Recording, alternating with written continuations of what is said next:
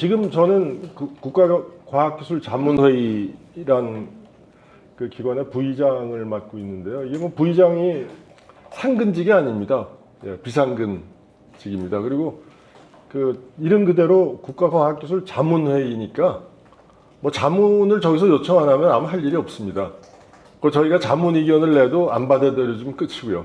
그러니까 정책을 집행하는 그 기관하고는 좀 다른데, 근데 다행인 건 제가 그 말씀을 드리려고 합니다만, 지금 대통령께서 그 과학기술에 굉장히 관심이 많습니다. 이따가 제가 한두 번 말씀을 드리려고 하는데요. 그래서 그게 우리나라를 위해서는 진짜 굉장히 다양한 일이 아닌가 그렇게 생각을 합니다.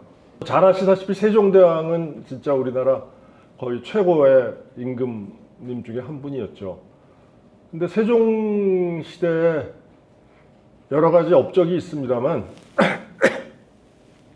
대부분이 과학하고 관련된 업적들입니다. 심지어 훈민정음도 굉장히 과학적으로 만들어진 거거든요. 예. 뭐 잘 아시겠습니다만.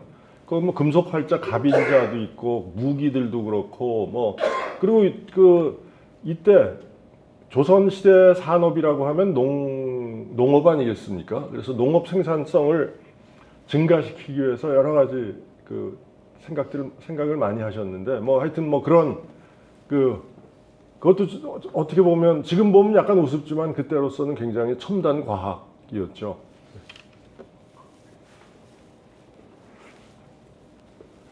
그래서 그 세종조의 혁신을 이루었다고 이제 말씀을 드릴 수 있겠는데, 거기에는 지금 그 눈높이로 보면 과학기술이 있었다고 생각합니다. 그리고 집현전에 뭐 노비 출신도 막 기용을 했고, 집현전에 과학기술자로 분류되는 사람이 한 20% 정도가 넘었다고 합니다.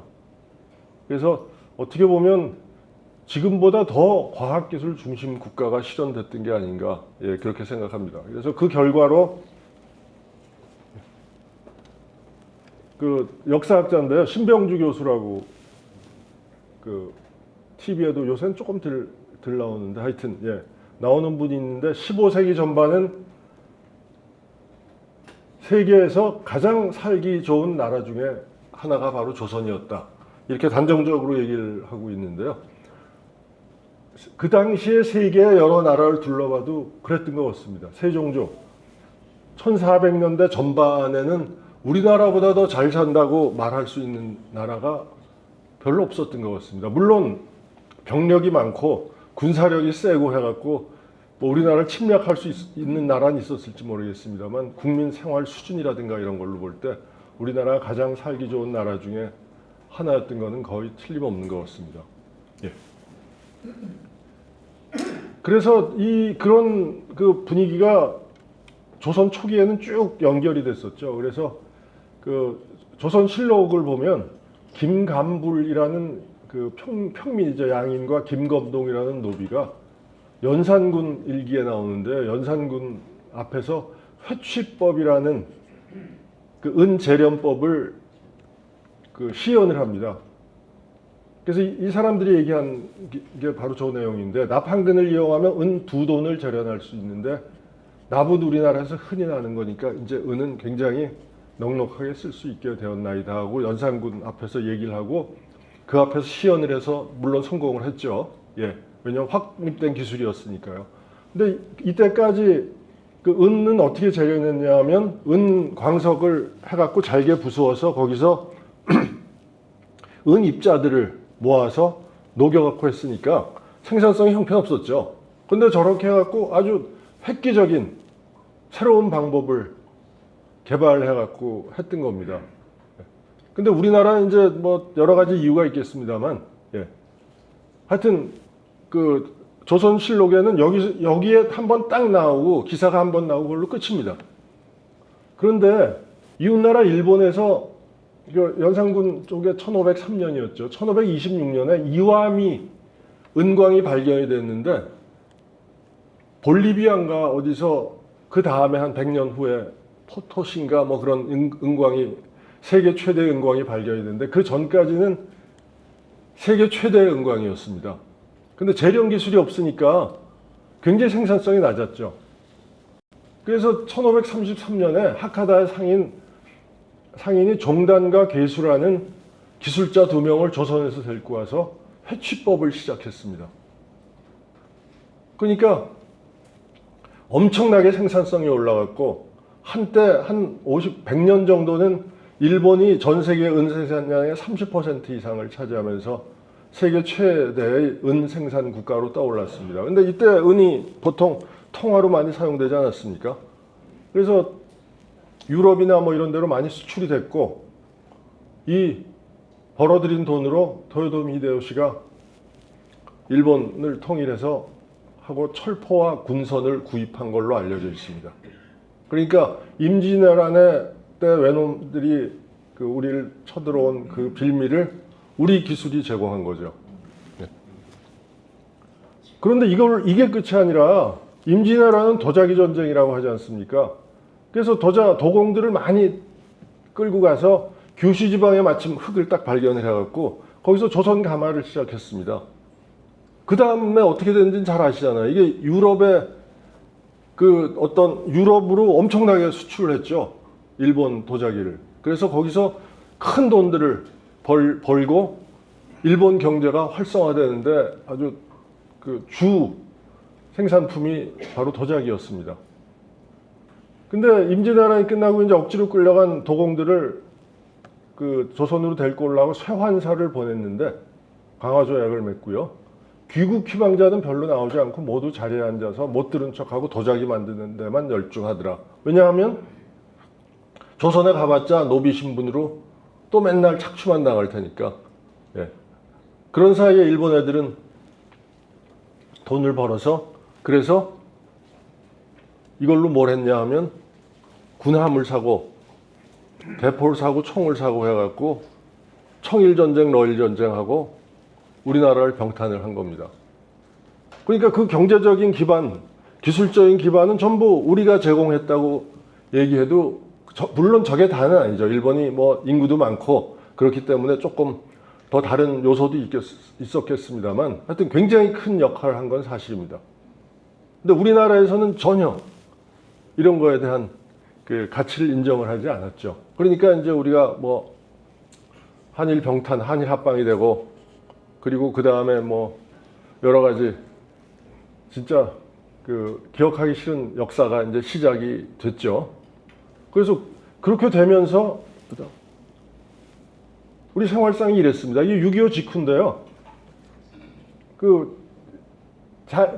기억을 하실지 모르겠습니다만 저게 저 남대문 근처에서 구호 점심 뭐 식량을 나눠주는 거고요. 저 오른쪽은 목포의 물찌개 지고 올라가는 그런 장면이고, 요 왼쪽 아래쪽도 역시 서울 시내 어딘데 하여튼 저 정도로 살았습니다. 50년대였던 것 같은데요. 그리고 제일 오른쪽은 청계천입니다. 청계천 복귀하기 전에. 예. 청계천 복귀하기 전에 저랬다가 저 사람들은 뭐 전부 상계동이니 뭐 이런 데로 다 보내고 복귀하고 그리고 다시 복귀를 뜯었죠. 이거 요새 뭐 애들한테 물어보면 이거 완전히 저 구한말 얘기하는 것처럼 이제 그렇게 아마 인식이 될 것 같은데요. 하여튼 이 정도로 못 살았습니다. 예. 한심했죠. 그런데 작년인가요? 재작년인가? US News and World Report라고 굉장히 권위 있는 신문이죠. 예. 거기서 The World's Most Powerful Countries 해갖고 랭킹을 매겼는데 놀랍게도 눌러주세요. 사우스 코리아 6등입니다. 미국, 중국, 러시아, 독일, 영국, 그 다음에 우리고, 그 다음 프랑스, 일본입니다. 이게 그냥 우리가 소위 국뽕이라 그러죠. 야, 우리 잘났다 하고 해서 만든 게 아니라 US 뉴스 앤 월드 리포트에서 이렇게 랭킹을 매긴 겁니다. 뭐 물론 저기에 이제 평가하는 요소들이 있고 그 점수가 있는데요. 예. 그게 뭐 우리나라에 유리하게 돼 있다고 볼 수도 있겠습니다만 어떻든 간에 10위 안에 우리나라가 세계에서 가장 강력한 국가 중에 하나로 등극한 거는 요 전에 보여드렸던 그 사진과 비교하면 진짜 격세지감 정도가 아니라 하늘과 땅 차이인 것입니다. 그럼 어떻게 해서 이렇게 됐냐? 1966년에 광화문 내거리 모습이거든요. 저기서 보시다시피 저 뒤에 중앙청이 있고요. 왼쪽에 삐쭉 솟은 게 세종문화회관 자리에 있었던 시민회관입니다. 예. 근데 지금은 이렇게 됐습니다. 제 사무실이 저 교보 빌딩에 있는데요. 예. 1964년인가 처음으로 국민소득 100불이 넘었습니다. 그런데 우리가 35,000불.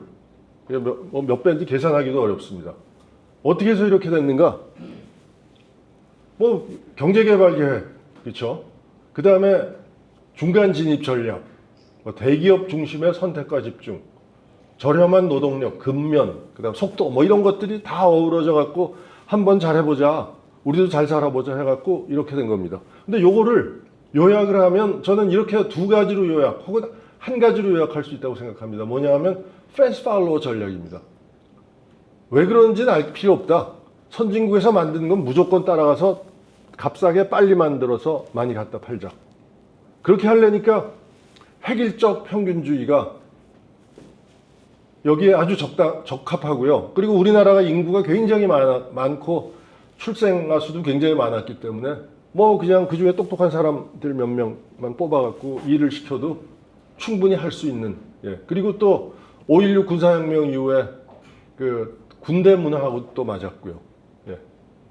그래서 그 패스트 팔로워 전략이 주요해서 잘 된 겁니다. 그게 바로 1960년대 초반부터 이제 그렇게 간 건데요. 예. 근데 그것만 갖고 됐겠습니까? 저는 뭐 이건 개인적인 건데요. 요르단하고 축구할 때 2대0으로 졌잖아요. 말도 안 되는 거죠. 손흥민, 이강인, 뭐 김민재는 못 나왔습니다만 있는데 어떻게 요르단한테 집니까? 리더가 없으면 이렇게 됩니다. 예. 그렇죠? 그러니까 암만 똑똑한 사람도 있어도 리더가 길을 제시하고 제대로 끌고 나가지 않으면 안 된다고 저는 생각합니다. 그래서 그것도 굉장히 중요한, 어떻게 보면 뭐 50% 이상의 그거라고 생각하는데 그 정치적, 이념적인 것 때문에 그게 제대로 평가 못 받는 게 좀 아쉽는데요. 예. 하여튼 뭐 그렇습니다. 예. 그래서 우리나라가 어떻게 발전해 왔는지 한번 보시면요. 1961년엔 철광석, 중석, 생사하니까 40대 후반, 50대 초반 교수가 생사가 뭐예요? 하고 물어보더라고요. 예. 예. 무연탄, 이게 수출 1, 2, 3, 4. 5가 뭔지 한번 볼까요? 한번 눌러보시죠. 오징어입니다, 오징어. 예. 오징어가 수출 5대 품목 중에 하나였습니다. 1961년에. 그러던 것이 쫙 가면서 마술처럼 쫙 바뀌죠. 예, 그래서 반도체, 자동차, 석유 제품, 선박 뭐 등등 해갖고 이쪽으로 완전히 공산품으로 다 바뀌었습니다. 근데 문제는 뭐냐 하면 이 중에 우리나라가 세계 최초로 한 게 하나도 없어요. 예. 두 번째, 세 번째로 따라가다가 한 두 번째, 세 번째로 계속 하는 것도 있고 뭐 1위로 올라간 것도 있지만 예. 다 따라한 겁니다. 그런데 여기서 2020년 거만 봐도 반도체 메모리에서 1위죠. 예. 선박 1위죠. 예. 자동차 이제 뭐 거의 공동 1위 정도 됩니다. 1위로 올라가게 된 거예요. 예. 자, 이렇게 발전을 했는데 이 상황이 굉장히 급속하게 안 좋아졌습니다. 그래서 저는 퍼펙트 스톰이라고 하는데 보통 퍼펙트 스톰 하면 큰 그 폭풍이 2개, 3개 한꺼번에 들이닥치는 게 퍼펙트 스톰인데요. 우리는 한 개가 아니라 적어도 10개입니다. 한번 클릭을. 예. 예. 왼쪽은 국내, 오른쪽은 뭐 글로벌이라고 보면요. 성장 동력 상실, 인구 감소, 양극화, 지방 소멸, 세대 갈등 등등등 또 있을 겁니다. 오른쪽은 심지어는 20대는 남녀 갈등도 있어요. 예. 그러니까 오른쪽은 기후변화, 에너지 문제, 탄소 중립, 미중 갈등, 북핵 위협 등등 또 뭔가 있겠죠. 우크라이나 전쟁도 굉장히 위협한 요소고 옛날 같았으면 이 중에 하나만 있어도 우리 국가는 위기에 처했다 그러고 굉장히 떠들었을 겁니다. 근데 이렇게 많은 위기가 한꺼번에 닥친 겁니다.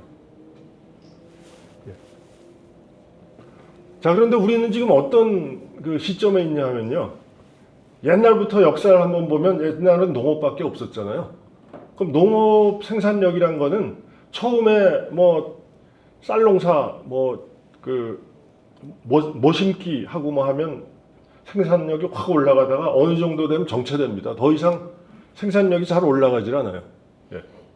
그럴 때 산업혁명이 일어난 거죠. 그래서 공업 생산력 때문에 확 올라가게 됩니다.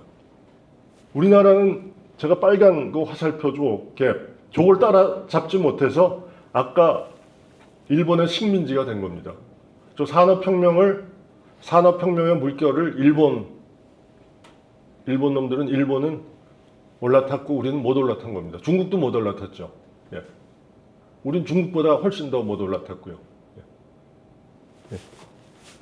그런데 우린 지금 어디 있냐 하면 지식산업혁명의 시대에 있습니다. 지식산업혁명은 여태까지 우리가 알던 산업혁명에서 한 걸음 더 나아가서 훨씬 더 급속도로 한번 더 눌러주세요. 격차를 만들어낼 겁니다. 그래서 잘하는 나라와 못하는 나라의 격차는 훨씬 더 커지겠죠. 우리가 지금 딱 여기 있습니다. 지식산업혁명이 시작된 지 얼마 안 돼서. 그러니까 까딱 잘못하면 엄청난 격차로 다시 여태까지 거 도로아미 탑을 대고 다시 그냥 그저 그런 나라, 잘 못 사는 나라로 전락할 가능성이 굉장히 큰 거죠. 우리가 지금 맞이하고 있는 그 대내적인 위기는 여러 가지가 있습니다만 저는 한 두 가지 정도가 진짜 중요한 위기라고 생각하는데, 하나는 뭐냐 하면 팽창 사회에서 수축 사회, 경제적으로요, 전환하는 겁니다. 이게 세계 경제 성장률하고 우리나라 경제 성장률하고 비교한 건데, 회사견 세계 거의 비슷합니다. 3.4, 3.5.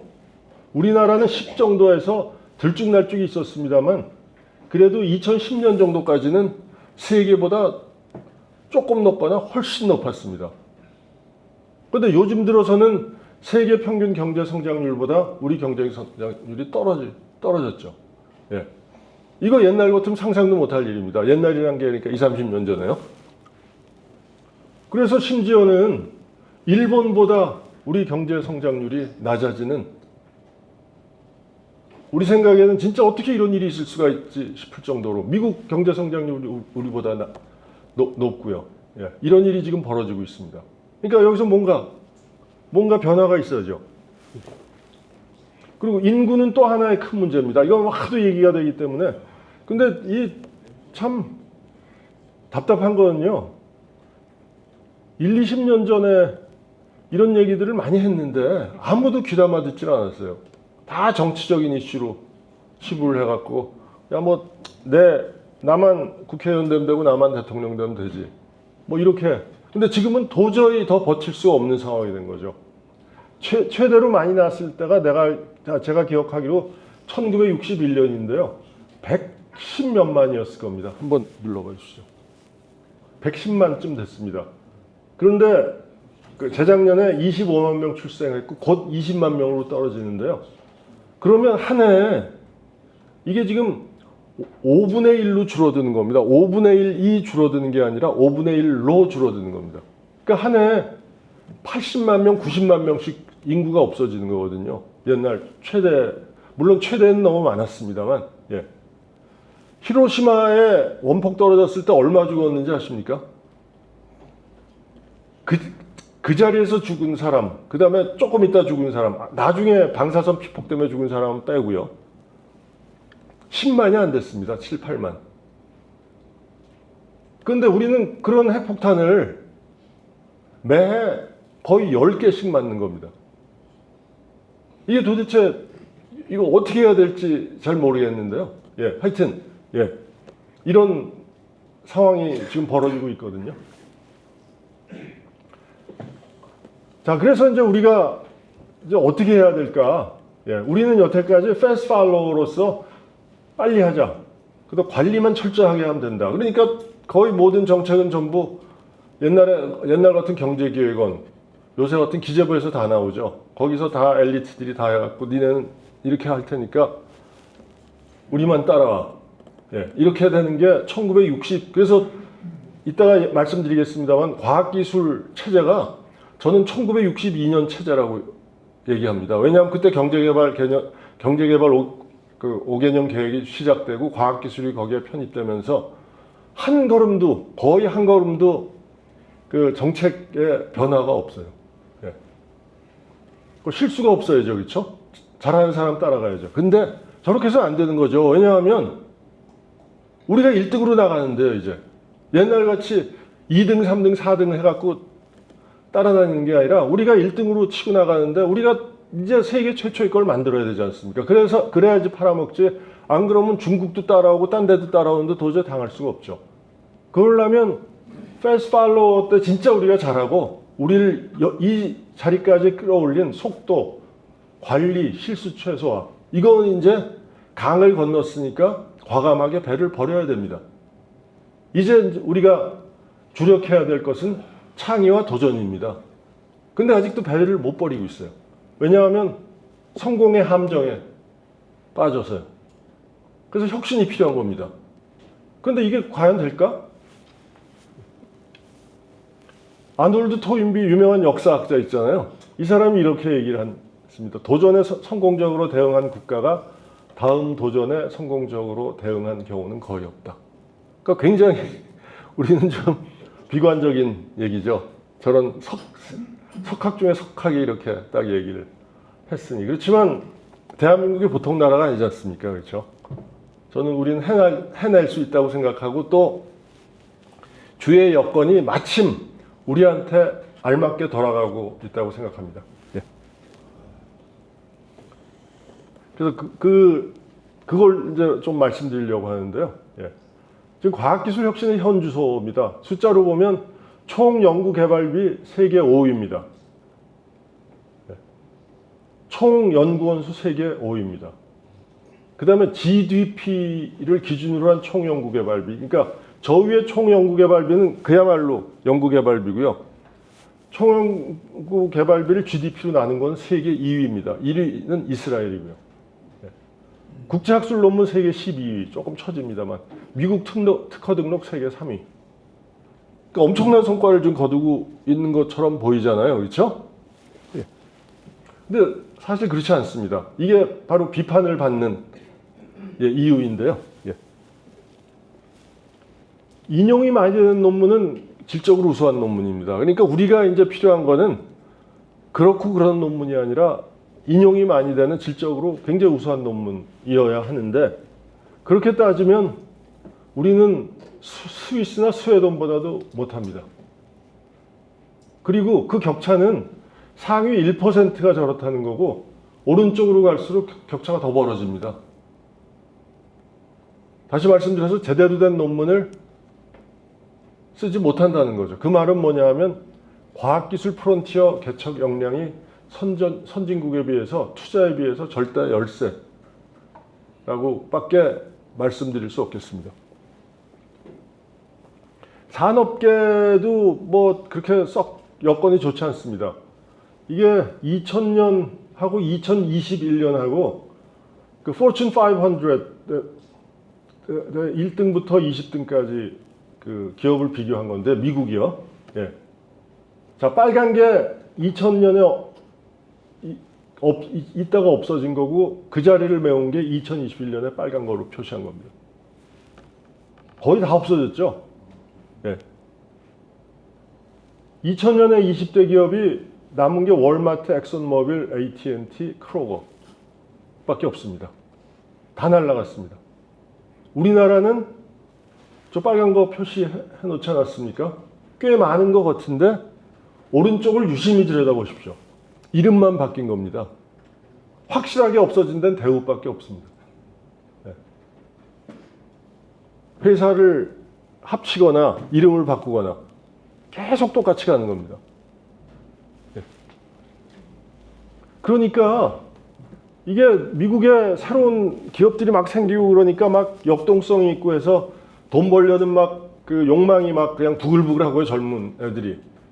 그래야 되는데 우리는 그렇지가 못해요. 예를 들어서 그 저희 서울대학교 이정동 교수라고 예전에 TV에 나와서 스케일업이 중요하다고 막 그러는데 어떻게 스케일업을 해야 되는지 그거는 별로 얘기가 없습니다만 하여튼 스케일업이 굉장히 중요하다 그러는데 스타트업에서 창업에서 제대로 된 기업까지 가는 그 중간 단계로서 스케일업을 얘기하는데 저걸 디딤돌을 놔주는 분위기가 되어 있지 않습니다. 엄청난 규제, 예를 들어 소카 같은 그런 규제들을 뭐 국회에서 뭐 표하고 해서 막 만들고 있죠. 그 다음에 생태계란 건 아직도 개념이 모호합니다, 우리나라에서는. 생태계를 만들어줘야지, 멍석을 깔아줘야지 거기에 젊은 친구들이 들어가서 창업을 하고 그 중에 대박이 나고 그럼 그 친구들이 또 먹여 살리고 이렇게 선순환이 돼야 되는데 우리는 그렇지가 않습니다.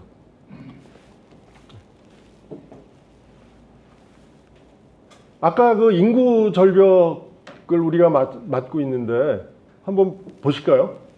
저기 보시면 그 X축은 종업원 수고요. Y축은 매출액입니다. 종업원이 많으면 매출액도 크겠죠.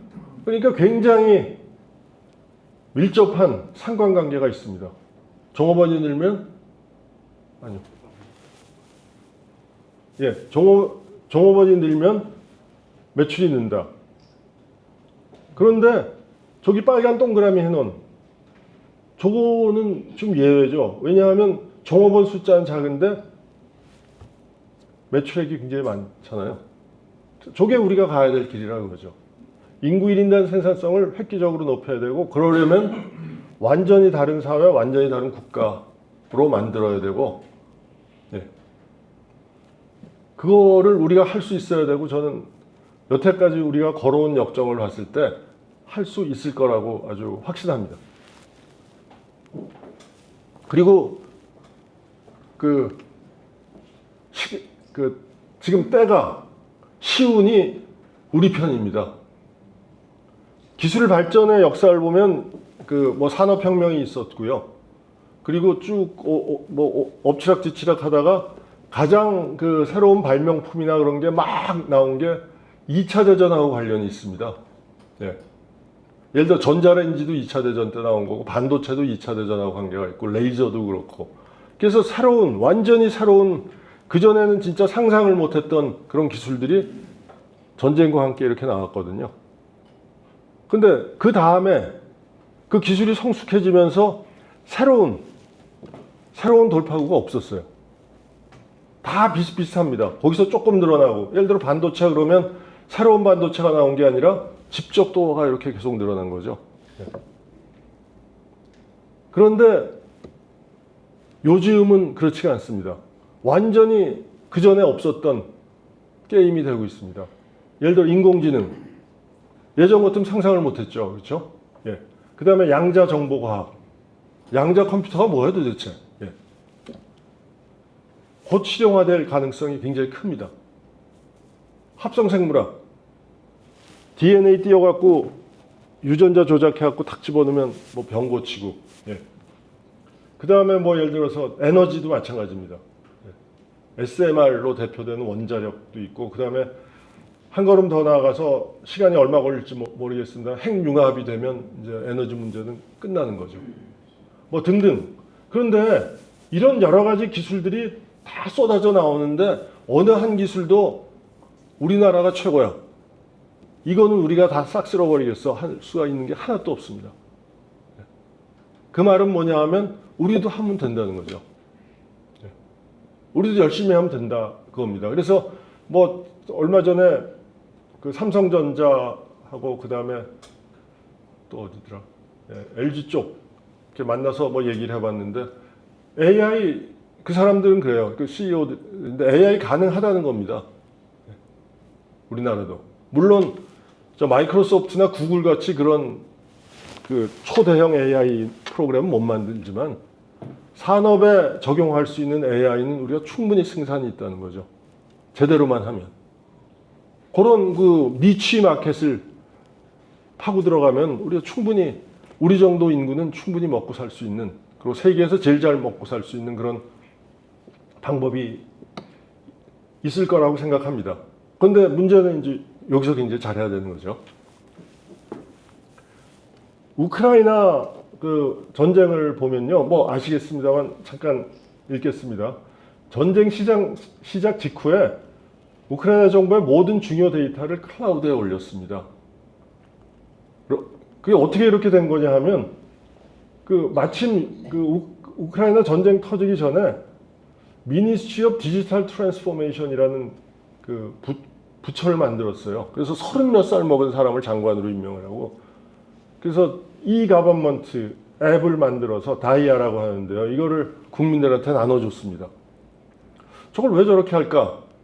사람들이 잘 몰랐는데, 전쟁이 나니까 시민들이 탱크가 들어오면 그걸 막바로 올리면, 그러면 군에서 그걸 실시간으로 딱 캐치를 해서, 그래서 어디야 일로 탱크가 지나가네 하면 막바로 뭐 병력을 파견하거나 드론을 띄우거나 해갖고 그걸 파괴시키고 해서 러시아가 엄청나게 애먹었죠. 물론 러시아가 맨 처음에 들어올 때 통신시설 다 파괴했는데도 가능했던 거는 그 일론 머스크가 자기네 그 스페이스X의 스타링크 위성을 내줬기 때문에 그랬습니다.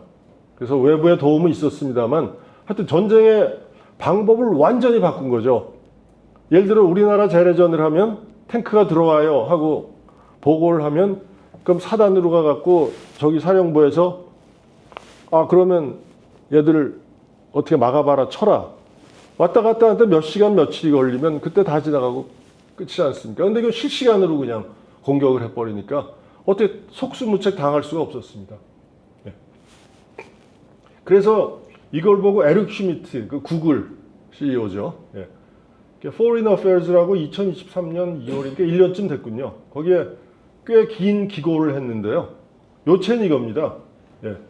이노베이션 파워, 혁신할 수 있는 그 능력이 모든 걸 결정한다. 국가 경쟁력, 전쟁의 성패, 가릴 거 없이 모든 걸 다 결정한다. 그게 이 사람의 결론입니다. 그리고 뭐 저도 동의하고 동의하는 사람들이 많이 있습니다. 이제는 옛날하고 달리 뭐 자원이 많고 뭐 그런 것보다 얼마나 혁신적으로 의사결정을 잘하고, 그리고 그 혁신 사이클에서 민간에서 발생한 이노베이션이 군으로 가고 정부로 가고 또 거꾸로 넘어오고 하는, 이런 게 얼마나 빨리 원활하게 일어나느냐에 따라서 모든 게 결정된다. 뭐 그런 얘기입니다. 그래서 한번 그 쉬어 가실 겸해서 예를 하나 들면요. 이 하버드의 교육학 교수인데요. 뭐 베스트셀러를 하나 썼어요. 이 사람이 얘기하는 게 진짜 가슴에 와 닿아서 제가 갖고 나왔는데요. 배움에 있어서 가장 어려운 일은 새로운 생각을 받아들이는 것이 아니라 가지고 있던 생각을 버리는 것이다. 네. 진짜 요새 세상에 진짜 맞는 말이라고 생각합니다. 예를 한번 제가 들어보겠습니다. 또 하나 더. 예. 요게 한스 로슬링인가 하는 사람이, 이것도 베스트셀러였는데요. 한 4, 5년 전에. 예. 이 사람은 이제 돌아가셨고, 예. 유엔에서 근무를 했습니다. 그래서 유엔에 있는 데이터를 가지고 그림을 그렸습니다. Y축은, 수직축은 5살까지의 유아 생존율입니다. 그러니까 유아 생존율이 높으면 높을수록 잘 사는 나라죠. 예. 그다음 X축, 수평축은 여성 1인당 출산율인데 왼쪽부터 1, 2, 3이 아니라 저쪽부터 1, 2, 3입니다. 그러니까 잘 사는 나라일수록 애를 적게 낳으니까 오른쪽 위로 가고, 못 사는 아프리카는 애들도 뭐 7, 8명씩 낳고, 그리고 낳으면 금방 다 죽으니까 왼쪽 아래로 오는 겁니다. 그래서 두 그룹으로 딱 대별이 돼요. 선진국, 후진국. 그래서 요걸 보고 그렇구나 하고 고개를 끄덕거리시면 틀린 겁니다. 데이터는 맞아요. 왜 틀렸냐 하면 1965년 데이터입니다. 예. 1965년에 우리 고정관념이 아직도 우리를 지배하고 있어요. 아프리카 하면 뭐 소말리아에서 누가 굶어 죽고 뭐 뼈만 남은 애가 그렇지 않습니다. 케냐, 탄자니아 같은 데는 얼마나 경제가 잘 돌아가는지 예. 고층 건물도 얼마나 많고요. 지금은 이렇습니다. 2017년 데이터를 하면 다 모여 있어요, 그냥. 소위 후진국은 애를 조금 더 낳고 선진국은 애를 조금 덜 낳는 차이지 유아 생존율은 똑같습니다. 그래서 우리 고정관념이 1965년에 묶여 있다면 아프리카에서 어떻게 사업을 할 수 있겠습니까? 저 사람들이 좀 먹고 살기도 바쁜데 뭘 갖다 팔아먹을 수 있겠습니까? 네. 그래서 이 사람이 그걸 뭐 통렬하게 지적을 했는데 진짜 예, 우리 고정관념이라는 게 굉장히 무섭구나 그런 생각이 들었습니다. 하나만 더 예를 들면요. 애플이 제조업 회사인가요? 삼성전자는 제조업 회사입니다. 애플은 레비뉴를 보면 그리고 애플은 미국 국내에서 핸드폰을 단 한 대도 만들지 않습니다. 설계만 하지. 소프트웨어를 만들고 그거보다 훨씬 더 큰 거는 플랫폼입니다. 플랫폼. 그래서 애플이라는 그 플랫폼 위에서 물건도 사고 팔고 노래도 다운로드 받고 뭐 그런 것들을 전부 애플이라는 플랫폼에서 하도록 그렇게 유도를 해서 만들어 놓은 겁니다. 그러니까 애플은 플랫폼 회사지 제조업 회사가 아닌 거예요. 그러니까 핸드폰이 어느 게 더 우수하냐 아니냐 얘기하는 건 아무 의미가 없습니다. 핸드폰은 삼성이 우수하죠. 하드웨어는. 근데 그게 문제가 아니거든요. 예, 그다음 스타벅스가 그렇게 우리나라에서 인기라는데 커피 맛 갖고 스타벅스 가는 젊은 애들은 없거든요. 저것도 일종의 문화입니다. 스타벅스는 커피 전문점이 아닙니다. 커피 먹으러 가는. 물론 커피도 마시죠. 거기 가면 와이파이도 마음대로 쓸 수 있죠. 예, 끊기지 않고. 그 다음에 의자 옆에 다 그 노트북 꽂을 수 있는 소켓이 다 있죠. 의자도 편하죠. 뭐 등등 하니까 애들이 도서관처럼 거기 가서 그냥 공부하는 겁니다. 그래서 이 업에 대한 이 컨셉을 바꿔야 되는데, 물론 뭐 과학기술이 이런 그 업하고는 어찌 보면 별로 관계가 없을지 모르겠습니다만 하여튼 우리도 그 개념을 좀 바꿔야 되는 게 아닌가. 예, 그렇게 생각합니다. 여기 얘가 두 개가 더 있군요. 슬라이드 두 개만 더 보여드리겠습니다. IQ가 높으면 애들이 똑똑하고 그래서 성공한다? 예. 그게 맞죠? 예. 예. 왼쪽하고 오른쪽 둘 다 IQ 103입니다. 평균. 미국 평균 103이요. 그런데 IQ란 것은 하나를 딱 보고 딱 정하는 게 아니라 여러 가지를 다 측정을 하죠. 공통점 찾기, 어휘력, 지식, 블록 짜기 등등 해갖고 한 10개, 10여 개 그 분야가 있습니다. 그래서 그거를 해서 합산을 해서 평균을 합니다. 그래서 평균을 하니까 103으로 똑같은데 과연 오렌지 색깔하고 파란 색깔하고 애들이 같은 애들이냐? 전혀 다른 애입니다. 예를 들어서 저 파란 애는 공통점 찾기는 IQ 150에 해당됩니다. 제가 못하는 거는 파란 게 숫자 암기를 못하는 거예요. 그럼 자 어떻게 하면 됩니까? 옛날 같으면 뭐 그냥 IQ 높은 애가 다 잘하겠지 하고 그냥 이 일도 맡기고 저 일도 맡기고 우리나라 대기업에서 다 그랬죠. 예. 근데 이제는 AI도 있지, 빅데이터도 있지. 얘가 잘하는 거를 골라서 시키는 겁니다. 예. 얘가 뭘 잘하는지는 다 분석해서 나와요. 숫자 암기는 파란 애한테 안 주면 끝입니다. 그리고 오렌지 색깔은 상징기호 찾기를 잘하니까 저기에 해당되는 걸 주는 겁니다. 그러면 예, 한 번 더. 예. 그러면 평균으로 치면 IQ가 103이지만 잘하는 것만 시키면 IQ가 150. 저게 우리가 살 길 중에 하나가 아닌가 생각하는데, 그리고 또 하나.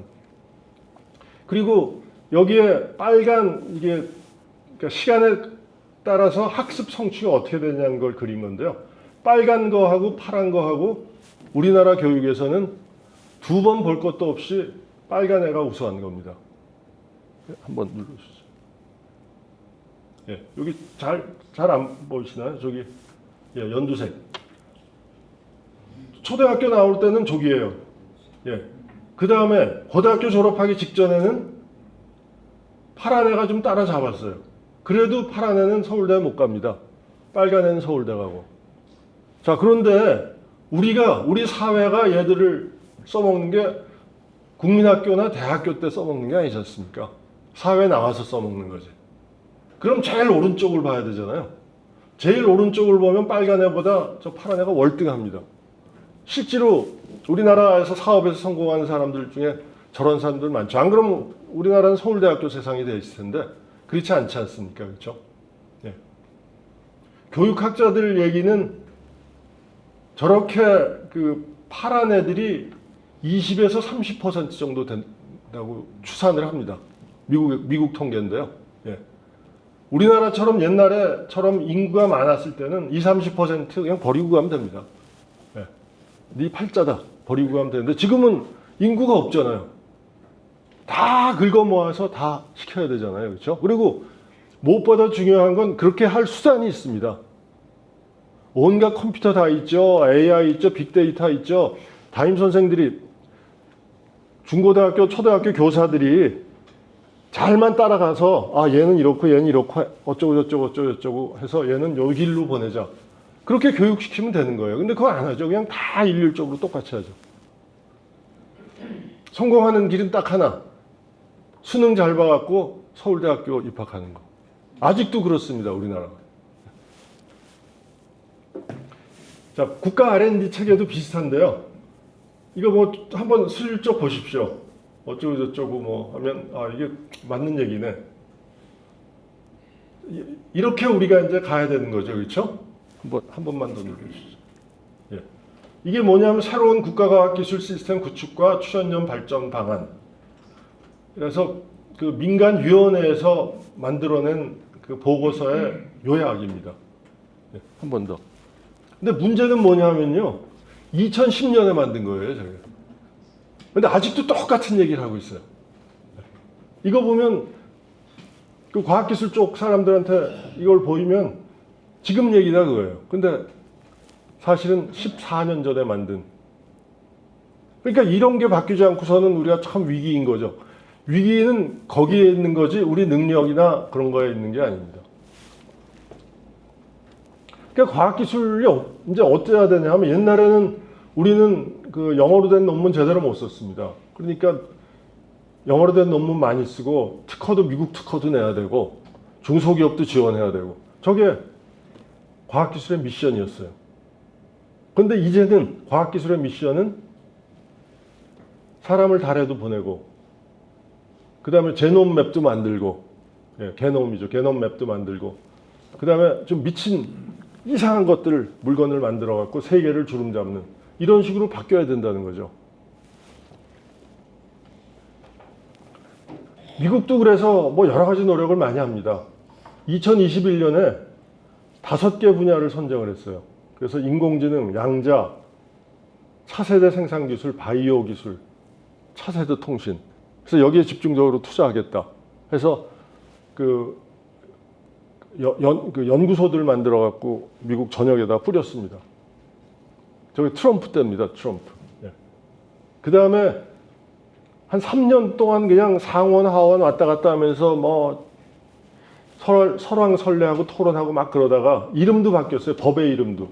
Endless Frontier Act가 그 다음에 유시카 법으로 바뀌고 그게 하원에서 올라온 Chips for America Act하고 합쳐져 갖고 결국 나온 게 뭐냐 하면 Chips and Science Act라 그래갖고 재작년이군요. 바이든이 나오자마자 일주일 만에 사인했죠. 그래서 2,800억 불을 반도체 산업과 과학기술에 투자하겠다. 향후 5년간.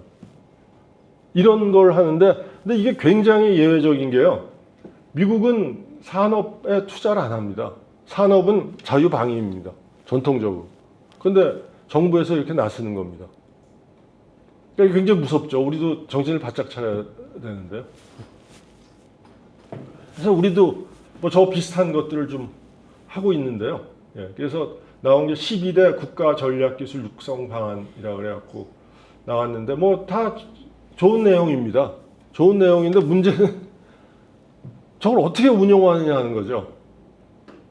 자, 우리가 지금 인공지능 개발해야 되겠다. 그럼 예산을 1조를 줄게. 그래서 기재부에서 1조를 딱 내놓으면 산업부에서 3천억, 과기부에서 5천억. 그래서 딱딱 가서 1년. 그러면 이제 1년 동안 연구개발 니네들 하는 거야. 그럼 1월 1일 날 딱 시작합니다. 근데 예산은 한 3월, 4월에 나오죠. 그리고 12월 31일까지 보고서 내. 그게 계속 1년 단위로 반복이 돼요. 근데 그 사이에 AI의 방향은 싹 바뀔 수 있잖아요. 바꿀 수 없습니다. 이렇게 가야 됩니다. 네. 그게 우리나라의 현실입니다. 그래서 그런 것들이 바뀌어야지 제대로 유연하게 대처하는 그 시스템이 될 텐데요. 네. 근데 그거를 아직 잘 못하고 있어서 사실은 요번에 그 R&D 많이 감액돼 갖고 신문에 나지 않았습니까? 그 굉장히 저는 기쁜 게 뭐냐 하면 우리나라 역사상 과학기술 R&D가 이렇게 언론의 조명을 받아본 적이 있는가. 예. 그래서 뿌듯합니다. 예. 근데 그거의 요체는 저렇게 유연한 시스템을 만들자입니다. 예. 그러려면 저렇게 막 나눠주는 거 다 걷어내야 되잖아요. 근데 이제 안타까운 거는 그겁니다. 총선을 앞두고 왜 꼭 지금 정부가 그렇게 했어야 되나. 뭐 이제 그런 것들은 정부 여당 입장에서는 좀 아쉬운 부분인데 하여튼 예, 그건 반드시 해야 되는 겁니다. 예. 그리고 저는 진짜 다행스럽다고 생각하는 게 제가 아까 소개해 주실 때 과청 회장도 하고 그랬다고 말씀해 주셨는데 후보 시절에 간담회 하겠다고 불쑥 찾아왔어요. 저희가 초청도 안 했는데 그 다음에 후보 4명이었죠. 윤석열, 이재명 누구였지? 또 안철수, 심상정 다 불러갖고 토론 한 사람 앞에 2시간씩 1시간 반인가 뭐 그렇게 하고 뭐 그런 것들을 하고 그 다음에 취임식에서 또 한 얘기 들어보고 뭐 들어보고 해서 5-6번을 들었는데요. 똑같습니다. 그 정도로 일관되게 하면 전 완전히 여기 뇌리에 박혀있는 철학이라고 생각할 수밖에 없거든요. 뭐냐 하면 우리나라는 자유민주주의로 가야 된다. 자유민주주의를 저해하는 요소는 사회적 불안인데 양극화, 사회 갈등 이런 것들인데 이런 것들의 근본 원인은 거의 대부분이 성장의 정체에 있다. 그럼 성장을 정체되지 않도록 하려면 옛날에는 뭐 경제개발 5개년 계획이나 이런 것처럼 경제정책의 운용을 잘하면 됐었으나 이제는 불가능하다. 이제는 과학기술을 통한 혁신밖에 없다. 그래서 과학기술에 최우선 순위를 두어야 한다. 근데 이게 어쩌다 한 번 한 게 아니라 누가 써준 것도 아니에요. 스크립트 그냥 탁 하더니 대통령 당시 후보가 얘기를 그렇게 하시더라고요. 예. 그래서 저 정도 확고한 신념이 있으면 뭔가 바꿔도 조금은 바꿀 수 있겠다. 예, 그런 생각이 들어서 좀 안심이 됩니다. 그래서 과학기술 중심 국가가 되려면 제가 여태까지 다 말씀을 드렸는데요. 예, 지금까지는 정부가 혁신의 모든 과정을 기획하고 지시하고 또 거기에 요새는 국회 권력 아닙니까? 예, 의원 입법 막 해갖고 그냥 마구잡이로 규제 만들어갖고 규제를 양산하고 있죠. 예. 이렇게 해서는 패스트 팔로우 모델에서 벗어날 수가 없습니다. 왜냐하면 정부가 모든 걸 다 간섭하니까 유도리가 없고 그러면 옛날 패스트 팔로우 모델에서 한 걸음도 벗어날 수가 없거든요. 예. 그러니까 정부가 혁신을 주도하도록 만들어야 되고 혁신 역량을 결집할 국정 운영 체계가 이제 필요한 것이죠. 예. 그리고 또 하나는 다 연결이 되어 있는 겁니다만 우리나라 R&D 투자 효율성이 굉장히 중요해졌습니다. 예전에는 논문 몇 편 냈느냐 그런 걸로 했는데 이제 그게 아니라 얼마나 돈 벌어들이고 얼마나 혁신을 만들어냈냐로 이제 따져야 됩니다. 그러니까 연구자 입장에서는 훨씬 더 부담을 느끼는 거죠. 예. 아마 하기 싫을 겁니다. 여태까지 하던 게 훨씬 편하니까. 그렇지만 좀 아파도 바꿔야 되는 거죠. 그리고 또 하나 중요한 거는 소위 evidence based policy making. 근거가 있어야 됩니다. 예. 근거도 데이터가 있어야 됩니다. 그래서 데이터가 뒷받침해서 과학적인 사실이 뒷받침해서 정책이 만들어져야 된다는 거죠. 그리고 또 하나는 뭐냐면 이거 Zero to One이라는 그 책에서 나온 건데요. X축이 투자 포트폴리오입니다. 그러니까 A 회사, B 회사, C 회사, D 회사 이렇게 되는 거고요. Y축이 투자 회수율입니다. 보통 일반 투자, 은행 같은 데서 만약 투자를 한다면 어떤 건 돈 조금 벌고 어떤 건 조금 못 벌고 해서 평균 내면 이렇게 되는 거죠. 저 까만 직선입니다. 저게 보통 우리가 아는 금융기관들의 투자입니다. 그런데 실리콘밸리의 벤처 캐피탈은 그렇게 하지 않아요. 10개를 투자해서 한 개만 대박치면 나머지 9개는 다 버려도 됩니다. 그런데 다 그렇게 지금 바뀌고 있어요. 심지어 미국 정부도 그렇게 하고 있습니다. 솔린드라라고 혹시 옛날에 뉴스에 조금 나왔었는데 한참 지났기 때문에 저기 5억 3,500만 불을 미국 정부에서 투자를 했어요. 그리고 비슷한 일을 하는 테슬라에 4억 6,500만 불을 투자했습니다. 솔린드라는 완전히 다 날라갔어요. 없어졌어요. 테슬라는 대박이 났죠. 그러면 두 개 합치면 미국 정부는 제 생각엔 수십 배, 수백 배 벌은 장사를 한 거란 말이죠. 우리나라 같으면 테슬라 돈 번 거보다 저 솔린드라 왜 망해 먹었냐. 그래서 감사하고 난리 나지 않을까 싶습니다. 그래서 그게 조금 이제 바뀌어야 되는 부분이. 근데 그거가 참 시스템을 바꾸려면 그건 참 굉장히 어려운 일이 아닌가 생각합니다만 하여튼 그 패러다임을 좀 바꿔야 되고요.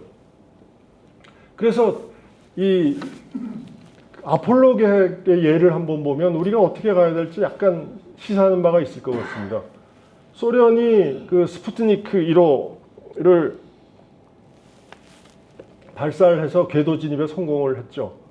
그래서 미국 사람들이 너무 깜짝 놀랐습니다. 이제 소련 애들이 저기서 뭐 폭탄도 떨어뜨리고, 예, 뭐 도청도 하고 뭐 다 할지 모르겠다. 그런데 그래서 이제 난리가 나서 그걸 스푸트니크 크라이시스라고 그랬는데, 그래서 당장 그 미국에서 그 달파 아시잖아요. 달파의 전신인 국방과학기술연구소 알파를 설립을 하고요. 나사를 설립했습니다. 1958년에. 당장 스푸트니크 그 다음에, 그리고 또 그 다음에 NSF가 우리나라로 하면 연구재단인데요. 그러니까 과학기술 R&D 주는 기관인데 예산을 한 해 사이에 5천만 불에서 1억 3,300만 불로 몇 배, 거의 3배 가까이 늘려버렸습니다. 한 해 사이에. 예. 자, 그렇게 막 노력을 해서 결국 미국이 막 따라가는데 소련이 최초로 유인 우주선을 발사해서 뭐 가가린이라고 아시잖아요. 예, 가가린이 이제 궤도에서 돌고 해갖고 저 때까지는 미국이 그 뒤따라가고 있었는데요. 케네디 대통령이 1961년에 야, 우리는 궤도에서 도는 게 아니라 사람을 실어갖고 달에 갔다 오겠다 하고 천명을 했어요. 그래서 그때 얘기를 보면 다 저 미쳤다. 60년대 이내에 저렇게 하겠다 그랬거든요. 10년 안에. 불가능한 일을 어떻게 하냐. 아무리 대통령이라도 하고 뭐 난리가 났었는데 어떻든 간에 그 다음 보시죠. 1969년에 아폴로 11호가 결국 달에 착륙했습니다. 그래서 닐 암스트롱이 달 표면을 처음으로 밟았고요. 그래서 우리나라에서도 국경일이었죠. 그래서 저 고등학교 1학년 때인가 논 기억이 있는데요. 예. 예. 이렇게 어떻게 보면 진짜로 말도 안 되는 거의 불가능에 가까운 일을 해낸 겁니다. 예.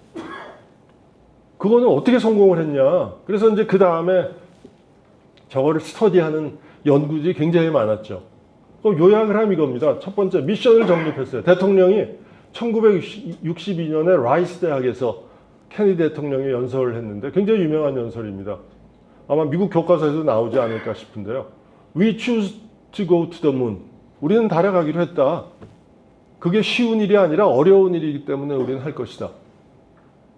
그래서 굉장히 감동적인 연설을 했어요. 그래서 대통령이 딱 좌표를 찍으니까 이제 해야 되는 거죠. 그래서 막 예산이 막 투입됐습니다. 예산을 또 우리나라처럼 예를 들어서 기재부를 너무 욕하면 안 됩니다. 우리나라는 시스템이 그래 왔으니까, 그리고 발전한 게 원동력이었으니까 거기를 욕할 수는 없습니다. 이제 바꿔야 되니까요. 그런데 하여튼 우리나라 같으면 기재부가 1년 단위로 예산 딱딱 쪼개갖고 주고, 예, 1년마다 보고서 받고 그다음에 경영평가에서 그 원장 자르고 뭐 이렇게 하지 않았을까요? 그렇죠? 경영평가 뭐그 공공기관 운영위원회 같은 거 돌려갖고요. 근데 나사는 그게 아니었습니다. 예. 나사는 아폴로계 하여튼 사람을 달에 보냈다가 데리고 올 수만 있으면 니들 마음대로 해라. 그래서 어떻게 했냐면 로켓을 3개를 만들어요. 디자인 A, 디자인 B, 디자인 C. 그래서 2개 실패하잖아요. 하나가 잘 됐어요. 그럼 여기서부터 또 다시 만드는 겁니다. 우리 같으면 이 2개 때문에 감사받을 텐데 그게 아니라 거기는 성공한 거 하나 갖고 다시 가고 해서. 예. 그리고 나사 내부에서도 관료 조직이 거의 없었어요. 그냥 막바로 필요한 게 지시가 내려가고, 예, 그랬습니다.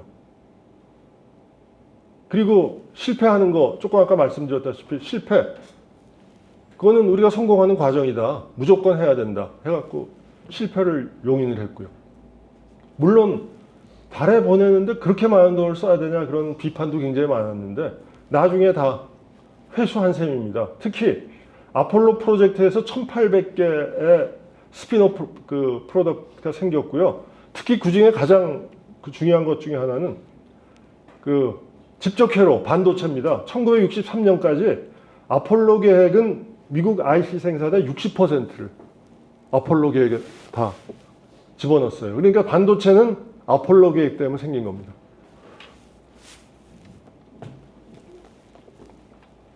다른 기관입니다만 지금 국방과학연구소죠. 그러니까 예, 다른 기관입니다만 거의 비슷한 형태로 지금도 운영되고 있습니다. 그래서 뭐 애플의 Siri라든가 자율주행 그런 것들 혁신을 시작을 했고요.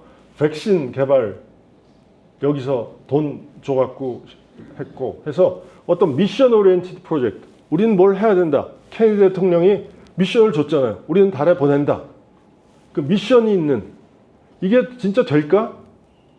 그거 상관없습니다. 그 미션 우리가 해야 된다 하면 추진하는 겁니다. 예, 당연히 하이 리스크 하이 페이오프 과제가 되고요. 저 달파 거기 뒤져보면 성공률이 30%가 넘는 거는 달파가 할 연구가 아니라고. 예, 우리나라는 얼마인지 아십니까? 성공률? 예, 99%, 98%. 예. 아니면 누가 책임을 지니까요. 예. 성공률 50%밖에 안 됩니다. 그러니까 저 정도로 갑자기 방향 전환을 못 하더라도 그럼 체할 수가 있으니까요. 예. 어느 정도는 저 정도로 방향 전환을 해야지 우리도 뭔가 새로운 게 나오지 않을까 그렇게 생각합니다. 그리고 프로젝트 매니저한테 R&D 운영 관련해 전권을 부여해서 그 디렉터도 간섭하지 못하게 예, 그렇게 만들고요. 예. 아직도 여러 나라에서 진행이 됩니다. 예를 들어서 호주에서는요, 그 호주에 그 산호가 있잖아요. 대보초라고 그레이트 베리어 리프. 예. 그게 수온이 올라가서 산호가 자꾸 죽으니까 어떻게 할까 해서 소금물을 아주 고압으로 해서 공기 중으로 분사를 해갖고 낮게 떠 있는 구름에 그게 들어가서 낮게 떠 있는 구름이 좀 밝아진답니다. 그럼 태양광을 효율적으로 반사하게 돼서 바닷물의 온도가 낮아진다는데 저거를 지금 시험하고 있어요. 심지어는 이스라엘에서는요, 스타더스트 솔루션이란 벤처 기업이 합니다. 18,000m 상공으로 작은 입자를 뿌린다. 반짝반짝하는 입자를. 그럼 그게 태양광을 반사해서 지구 기온을 낮춘다. 야, 지구 기온을 낮춰서 어떻게 벤처 기업이 돈을 벌지? 네. 다 되겠죠. 왜냐하면 국가의 카본 그 세액 같은 거 그런 거 받은 걸 얼마 받을 수도 있고요. 예. 하여튼 벤처 기업이 합니다. 우리나라 같으면 참, 예. 그래서 이런 것들을 이제 우리가 좀 같이 뛰어들어서 해야 될 텐데 지금 체제로는 굉장히 쉽지 않습니다. 교육 이제 거의 끝 무렵인데요. 예. 교육 얘기를 안 드릴 수가 없는데요. 이게 몇 년 됐죠? 그때 그 조국 교수가 부산고등학교 아닙니까? 조금 더 세게 말씀드려도 될 것 같기도 한데.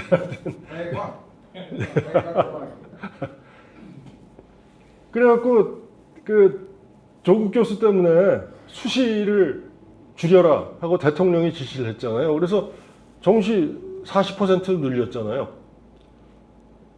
예, 그렇죠. 그래서 대학 입시가 술렁했는데 우리는 아직도 정시를 30%냐 40%냐 이거 갖고 따지고 있어요. 저게 무슨 상관이 있겠습니까? 저 사람을 달에 보내고 지구 기온을 낮추는데 무슨 상관이 있겠습니까? 예. 코로나 때, 코로나 직전 얘기인데요. 예. 지금 그 내국사의 20점 몇 퍼센트를 저 지방 교육 재정 교부금으로 주게 돼 있습니다. 연동이 돼 있어요. 그래서 세수가 늘어나면 그것도 늘어납니다. 그래서 지금 80조 넘죠. 8, 90조 정도 됩니다. 근데 애들은 줄어드니까 그걸 쓰질 못하잖아요. 그래서 쓰고 뭐 애들한테 그 노트북 같은 거 나눠주고 뭐 하고 뭐 맨날 학교 앞에 지나가면 공사하고 뭐 주차장 만들고 그리고 저희 동네는 학교 교문 위에다가 전광판을 해놔갖고 밤새도록 켜놓습니다. 예.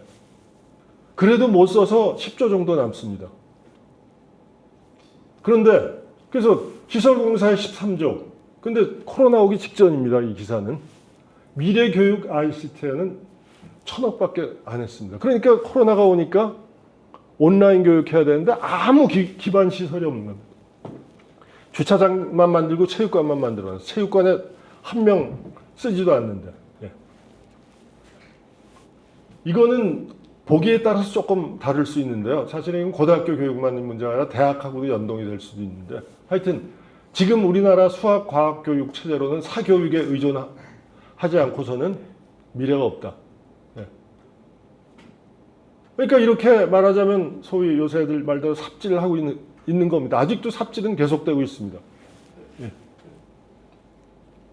근데 세계에 다시 눈을 돌리면 아까 제가 보여드린 US 뉴스 앤 월드 리포트 거기서 온라인 학위를 랭킹을 매깁니다. 네. 그 정도로 보편화됐어요. 1등이 뭐냐 하면 UCLA예요. 명문이잖아요. 2등이 퍼듀 유니버시티입니다. 명문이죠. 3위 펜실베니아 스테이트 유니버시티. 명문입니다. 4위 유니버시티 오브 일리노이 얼바나 샴페인. 다 들어보셨을 겁니다. 이런 데서 마스터 프로그램을 온라인으로 줍니다. 예, 뭐 이런데요. 예. 그리고 전혀 다른 식으로 해보자. 공부하기 싫어하는 문제 애들 보고 수학만 자꾸 풀어보라 그러면 얘가 수학 문제를 풀겠냐는 거죠. 지가 좋아하는 걸 시키자.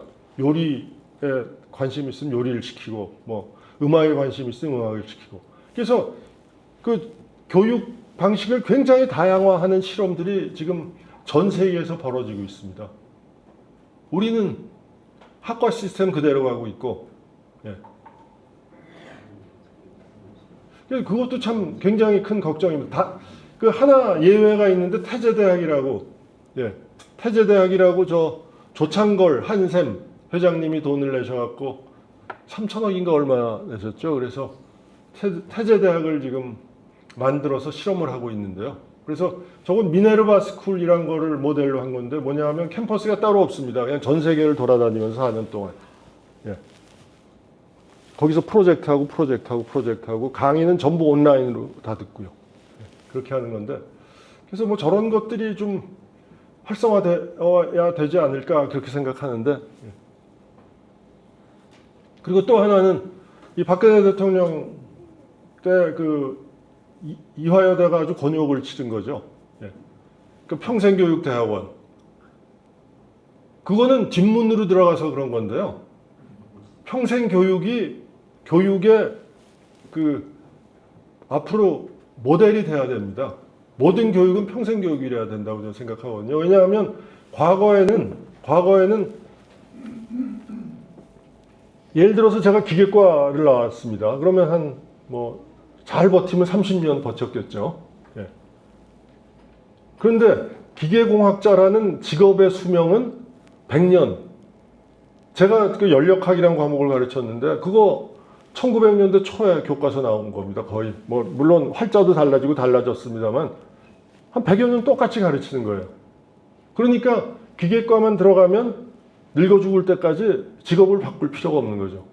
그게 옛날입니다. 근데 요새는 어떠냐 하면 한 50년 일해야 되고 수명이 늘어나서 직업은 팍팍 바뀌니까 평생 중 한 번 내지 두 번은 완전히 직업을 바꿔야 될지도 모르죠.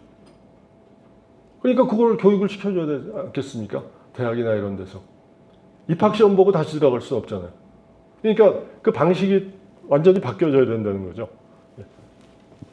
그래서 지금 대학은 견고한 서원 같습니다. 들어가는 문 하나입니다. 18살 때 고등학교 졸업하고 수능 봐갖고 들어가는 겁니다. 들어가면 경로가 다 정해져 있어요. 나갈 때 졸업장 주면 졸업하는 겁니다. 이런 그 대학의 모형은 100여 년 됐어요. 100년 동안 지식이 얼마나 늘어나고 사회가 얼마나 바뀌었는데 아직 똑같습니다. 네. 앞으로는 어떻게 해야 되냐? 어디서든지 막 들어와야 돼요. 내가 고등학교 졸업하고 회사에서 일하다가 어느 장사하다가 난 이런 지식이 필요해. 그럼 대학 들어가서 배우고 나오고 뭐 이런 그 자유가 있어야 되는데 그게 전혀 없죠. 그리고 학과의 구분도 굉장히 모호해져야 합니다. 기계공학이라고 기계공학만 그냥 전공 필수로 해갖고 수십 학점 쫙 해갖고 졸업해서 요새 졸업하면 그 전공 자체가 없어지는데요. 내연기관을 그래서 제가 배웠다. 앞으로 내연기관의 미래가 어떻게 될지 졸업해서 한 5년 지나면 내연기관 없어졌는데 이렇게 될 가능성이 이제 큰 거죠. 지금 대학은 진짜 비판적으로 얘기하면 대학 졸업장은 그러니까 제가 저기 써놨는데요. 8학기를 등록을 합니다. 한 학기에 13주에서 15주. 그리고 한 학기에 몇 학점인가. 하여튼 졸업할 때까지 130학점을 따면 됩니다.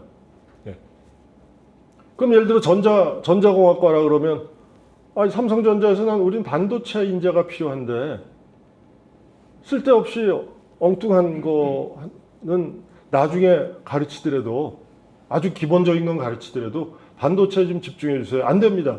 왜냐하면 커리큘럼이 다 있어. 거기 맞는 교수들이 다 있는데 이 교수들은 그럼 뭐 하고 난 뭐 하냐 이렇게 되니까 굉장히 반발이 심한 거죠. 그러니까 미국에서조차 그 냉소적으로 이런 얘기를 합니다. 뭐냐 하면 졸업장이란 게 뭐냐. 8학기 등록금 냈다는 영수증에 불과한 거지. 그게 어떤 그 학생의 능력하고 무슨 상관이 있느냐. 완전히 바꿔야 된다. 그래서 지금 디플로마가 아니라 서티피켓으로 바꿔야 된다는 얘기들을 많이 하는데요.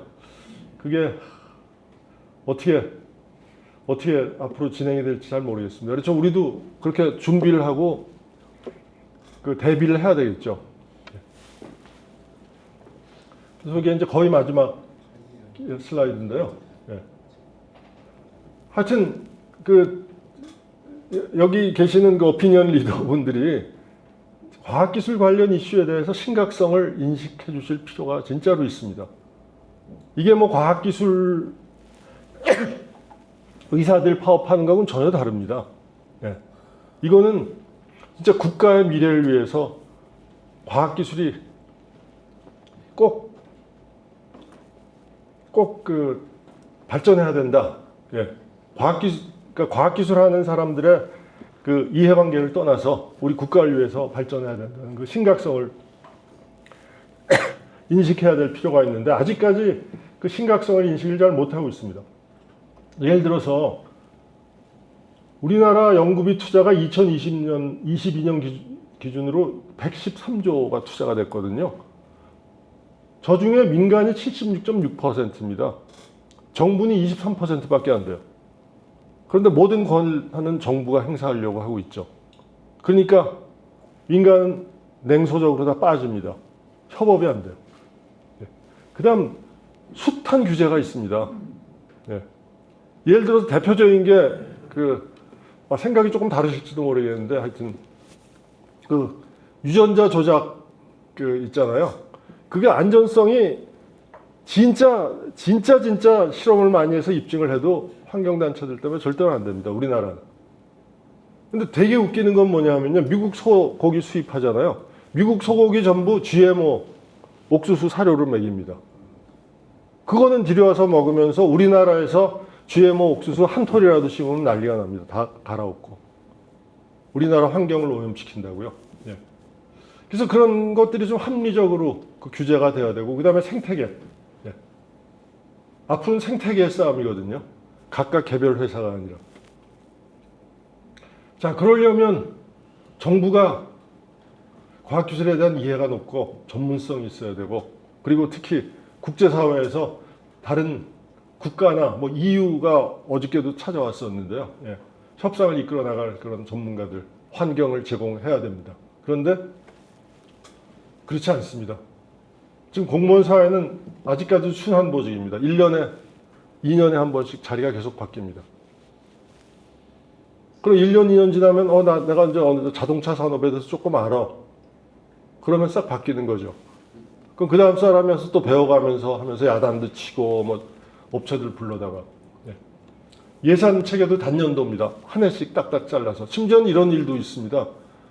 기재부에서 지출 한도를 정해주거든요.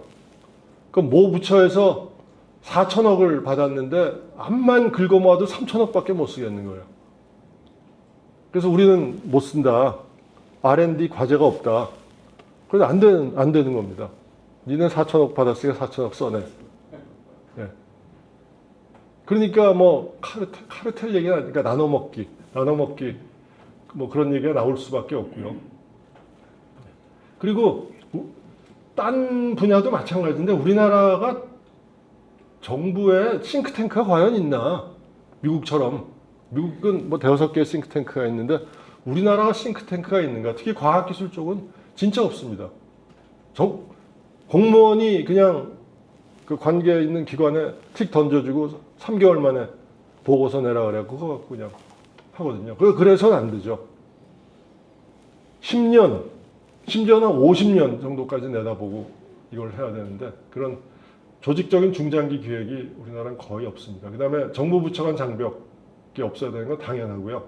R&D 예산을 받으면 자기네들이 관리해야 되지 않습니까? 그 관리하는 기관이 13개 부처청에 17개나 있습니다. 똑같은 일 하는 거예요. 중복이 안 생길 수가 없죠.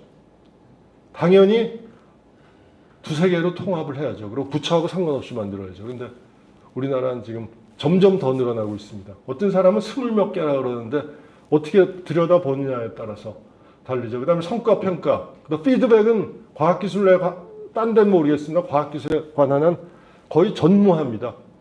주면 끝이에요.